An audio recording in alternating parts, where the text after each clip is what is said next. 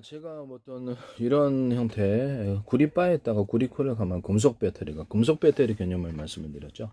콘센트에서도 이것이 넓다 해서도 두꺼운 건 아니다. 두껍게 해가지고 보다 많은 전기가 흘러야지 고장이 안 난다. 뭐 구리줄이라도 구워주거나 어덜더덜하게 이렇게 만드시면 되겠어요. 내기다가도 이게 근본적인 구조적인 불량이 있다, 문제가 있다라는 거죠. 디램 같은 것도 약간 구리 회로 같은 거 이런 걸 약간 두꺼운 부분을 만들어 주죠. 금속을 약간 PM 반도체에서도 금속을 두껍게 만들거나 같은 금속으로 대중소 만들어 갖고 그 한쪽으로 여기는 평판 여기는 두꺼운 거는 한쪽으로 흐르는 다이오드를 만들거나 펠티어 소자에서도 쓸 수 있다 그랬죠. PM 반도체 만들 수 있다고. 거기다가도 제가 그 디램에다가 끊임없이 그 휘발이잖아요. 그럼 그때 작은 배터리 구조를 놓착을 했는데 이것도 뭐 카페스탄 자체를 이렇게 금속으로 트랜지스터를 금속으로 이렇게 놔가지고 그걸 갖추고 이렇게 그 전기를 그 안에다 가둬가지고 배터리로 만들어 준다면 배터리가 예전에 이렇게 뭐 이런 형태 금속 배터리가 있다면 5개 언어프 구조로 가져가지고 몇 개의 배터리 전기를 갖다 쓰는 전기량도 틀리게 공급받을 수 있고요. 그걸 가지고 이렇게 디램이 어떤 립 끊임없이 그 휘발하는 이렇게 정보를 저장할 수 없는 것에다가 정보를 저장할 수 있게 해주자. 전기가 꺼져도 그 기술 쓰시면 제 기술이 되겠습니다. SRAM에다가도 이 배터리를 합체하거나 이렇게 할 수 있다라는 거죠.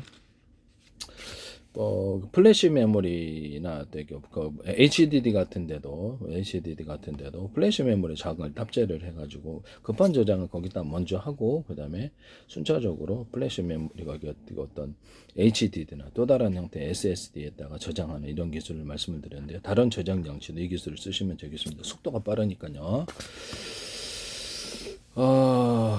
이렇게 만드시면 제 기술이 되겠다라는 것을 말씀을 드리도록.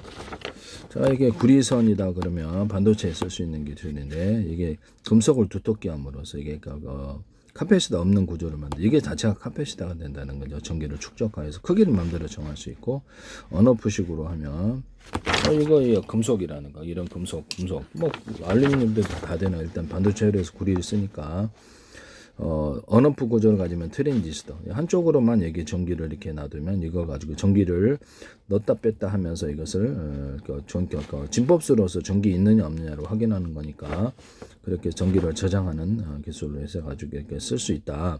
기억 소재로서 사용할 수 있다고 제가 말씀을 드렸었죠. 이럴 때 이게 구리선이다 그러면 작은 배터리, 작은 금속과 중간 금속, 큰 금속 또는 얇은 두께, 중간 두께, 큰 두께 그러면 얇은 쪽에서 두꺼운 쪽으로 작은 금속에서 큰 금속으로 흐름으로 이걸 다이오드, 금속 다이오드를 만든다는 거죠. 이건 이제 트랜지스터로 하셔도 된다 이 말씀이. 유리석용 것도 이 사람 유리만큼 넣어주면 전기를 넣어주면 전기가 이렇게 통하고 전기를 안 넣어주면 그렇죠. 이 자체 그냥 전기가 저장돼서 이쪽으로 흐르니까 이렇게 끌어당긴다 이 말씀이죠. 네, 그렇게 해서 트랜지스터를 만들 수 있다. 이게 이제 한쪽으로 전기가 흐르는 다이오드면서도 언어프 구조를 가져서 트랜지스터가 되고 자체 카패시터가 된다는 거. 이런 종류 것을 카패시터를 더 추가할 수 있어요. 제가 회로 기판에서 콘덴서가 됐든 콘덴서가 카패시터 아닙니까? 대신 터지는 문제가 있죠. 하나 고장이 제일 잘 나요. 이 콘덴서를 갖다가 이런 금속 콘덴서로 금속 카패시터를 만들자 배터리를 금속에다가 구리바에다가 이렇게 코일을 감아놔서 이게 배터리가 된다. 콘덴서도 될 수 있는 거예요. 콘덴서가 카패시터니까요. 이거를 절연 구조를 갖춰 수십 장 겹혀서 어떻게 이렇게 배터리를 만들 수 있다. 또는 물 플러스 금속판, 금속 알갱이, 내중소, 알루미늄이든 구리 알갱이 넣어가 그게 이제 금속 액체 배터리가 된다. 뭐 마이너스 플러스 나눌 수도 있고요.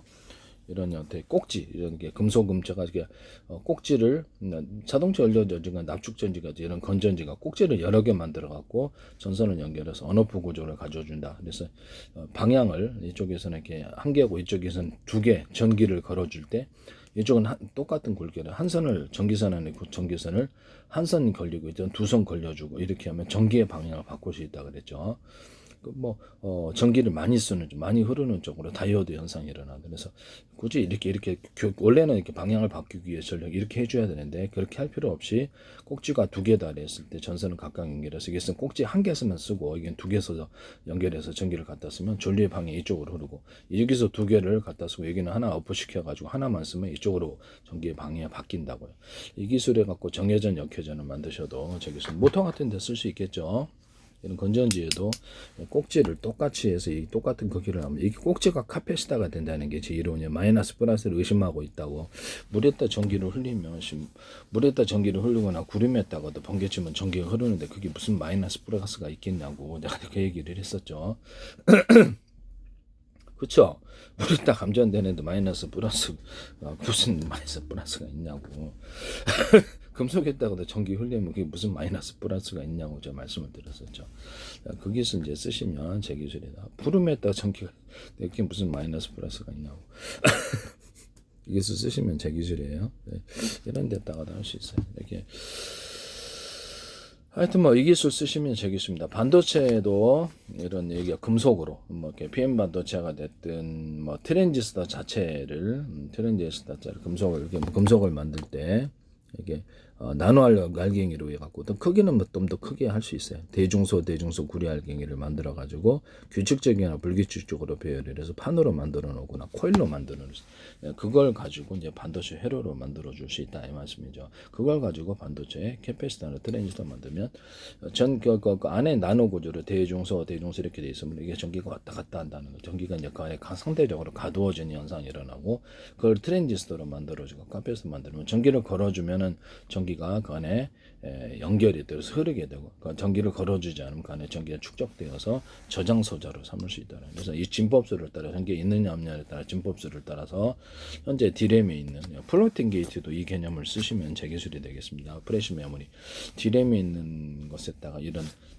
금속을 트랜지스터를 만들어 가지고 금속 캐패시터를 만들어 전기를 넣느냐 안 넣느냐에 따라 기억 소자를 삼아줘서 근본적으로 해결하는 방안 이런 것도 있다. 여기는 금속을 배터리를 만들어 가지고 5개다 그러면 5개에서 전기를 갖다 써가지고 언오프 방식으로 5개에서 갖다 쓰냐 4개 쓰냐 3개 쓰냐 이런 작은 나노 구조로도 돼요. 이 크기가 금속에도 전기를 축적할 수 있으니까 그렇게 해서 회로도를 만드시면 되겠습니다. 이게 반도체에 들어가거나 어떤 여러 가지 반도체 기판 모든 형태 기판에 있어서 콘덴서가 됐든 이런 금속 배터리가 됐든 카패시터가 됐든 트랜지스터가 됐든 전선을 각각 연결해서 어느 부식으로 해갖고 몇 개의 배터리에서 몇 개의 카패시터 몇 개의 트랜지스터에 전기를 갖다 썼냐에 따라서 전기량을 틀리게 해가지고 전기를 흐르게 하시면 제 기술이 되겠습니다.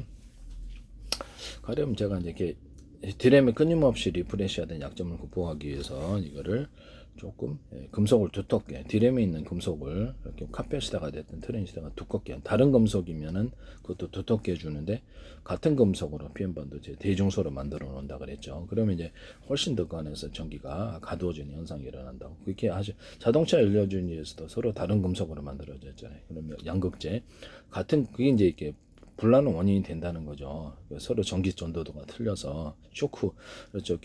폭발, 그래서 그거를 갖다가 스파크가 일어난다고요. 그래서 같은 금속으로 대중소해야 된다 그러죠. 자동차 연료제, 음극재, 양극재는 납축전, 음극재, 양극재에서도 한 덩어리 큰 것이 아니라 수십 겹의 형태로 들어가고 여러 겹의 형태로 들어가면 훨씬 더 파고 세다. 전해줄 구조를 파이프를 넣어가지고 전해줄 파이프를 넣어서 건너서 전해질이 흐르게 한다. 외부 충격이 더 강하다. 이 기술 쓰시면 되겠어요. 냉난방 기술도 얘기했는데 겨울에 전해질 구조 억상이니까 시동 배터리나 이런 배터리에다가도 이렇게 난방을 해주자. 또는 추우면 더우면 냉방을 해주자. 그 현대기아차에서 멋대로 쓰셨어요. 제 기술입니다. 제 페이스북에 국정원 국가기관에 굉장히 광고를 많이 내죠. 그 다음 YTN의 기술이 쏟아지고 현대기아차도 들어갔습니다. 현대기아차도 제 광고 페이스북 광고 내셨죠. 국가기관 제 페이스북 광고를 대대적으로 내야 될 이유가 있나요? 되게 이례적인데요. 그래서 모든 그 반도체 기판이 됐든 모든 기판이 요새 다 쓰죠. 기판이 됐든 어디든 콘덴서를 언오프 구조를 가져서 콘덴서가 5개다 그러면 2개만 쓴, 1개만 쓴 이렇게 해서 증폭과 감압 구조를 만들 수 있는데요. 모든 증폭과 감압 구조에 있어서 이런 방식을 사용하시면 제 기술입니다.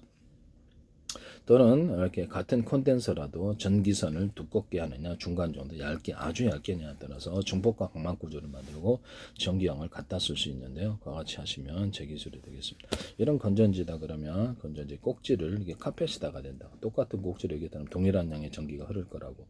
좀 더 큰 거를 놓으면 이쪽으로 전기가 흐르거나 전기 이게 꼭지를 여러 개로 만들어서 두 개다 그러면 이쪽에 전기선을 연결해서 두 개에서 갖다 쓰면 이쪽으로 전기가 여기는 한 개 갖다 쓰면 전기가 많이 쓰는 쪽으로 이렇게 다이오드 현상 전류의 방향을 결정할 수 이거는 모터의 정해진 약효전을 만들 수 있다 그랬죠.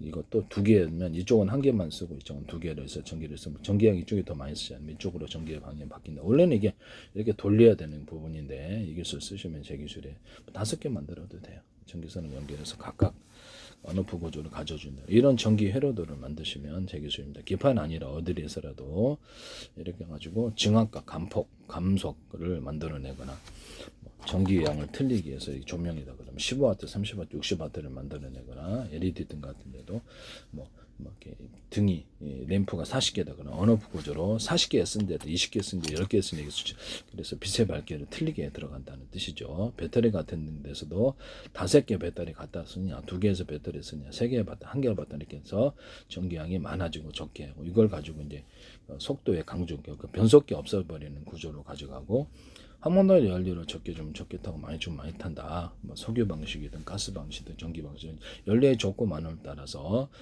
자동차 회전축을 속도를 결정할 수 있다.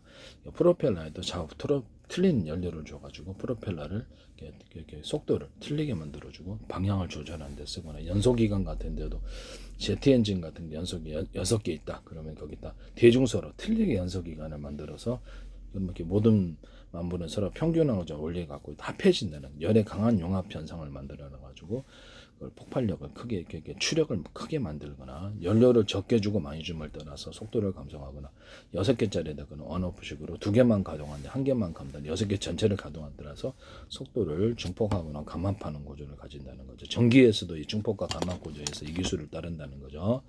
이 기술을 쓰시면 제 기술이 되겠습니다. 반도체에서도 이 기술을 쓸 수 있다. 반도체에서 몇 개의 배터리에서 트랜지스터, 몇 개의 트랜지스터에 갖다 쓰냐, 전기를 몇 개의 피패시터에 갖다 쓰냐에 따라서 전기량을 틀리게 공급하는 기술을 쓰시면 제 기술입니다.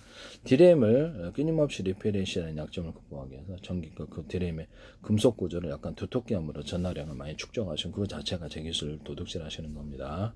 일단 산화철 코팅까지 하면 좀 더 전기를 많이 축적할 수 있다. 카페시다가 됐든 트랜지스타가 됐든 가로세로 이렇게 4분의 1, 8분의 1 잘랐고 경우의 수를 늘린다.